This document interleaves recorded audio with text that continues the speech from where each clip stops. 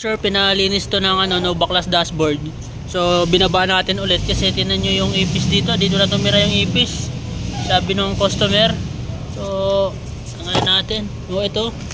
Nakikita nyo yan yung jelly. Wala. Dito rin naipon yung dumi. Grabe, no backlash dashboard to mga sir. Kaya pinabaklas ulit kasi wala din. Hindi rin lumalamig ng gusto. Kaya pala ito. Sobrang baho.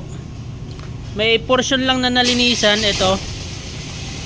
Baga wala pa 50% to yung nalinis ng no backlash.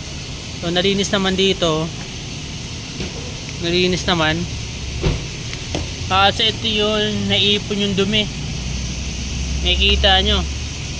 Sobrang dumi. Kaya nadoble yung may-ari nito.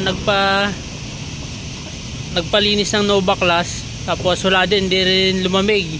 Pero lumamig naman daw kaso hilaw. Ganitong sobrang init na. Tapos mabaho kasi nga yan yung dumi, yung ipis dyan, hindi na ilabas nung nagpalinis. Yan, grabe yung dumi. So ito, papalitan na to ng buo kasi na to baga yung dumi na. Yung dumi hindi nakakasira sa evaporator. So palit na talaga to. Ito yung sa likod. Papalitan na rin yan. Dito yung nangyayari pag pinalinis nyo ng no backlash dashboard. Hindi talaga malinis. Oo nga, hindi ka na magbabaklas ng dashboard. Pero ganito, tinan mo, madodoble ka lang ng labor ng pagbayad. Para nagtapon lang kayo ng pera. Compare dito sa backlash, talagang totally backlash talaga lahat mga sir. Yan backlash yan, buong dashboard. Pati yung frame, binaba pa namin yung frame nyan, yung steering wheel. Yan, talagang kasi dun yan nakakabit yung housing. So matagal lang talaga yung trabaho, pero sigurado lalamig talaga yung aircon.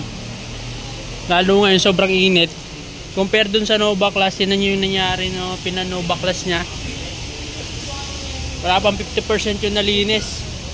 Yan may portion lang na malinis. Pero mas marami yung madumi. Yan.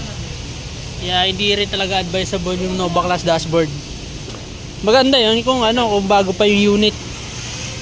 Taon-taon kayo, simula ng pagkalabas sa kasa, taon-taon kayo magpapalinis.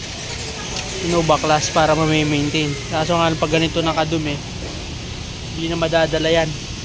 Hindi na kaya sa no backlash yan. Kailangan talagang backlashin na yan. Binaklas na natin. Palit na ng evaporator, suspension valve, harap likod. Yun, update kayo mga sir pag nandito na yung parts. Linisin lang yung mga housing. Tapos palit na evaporator mga sir. Yan yung mangyayari kapag hindi nyo pinabaklas yung dashboard nyo pag nagpalinis.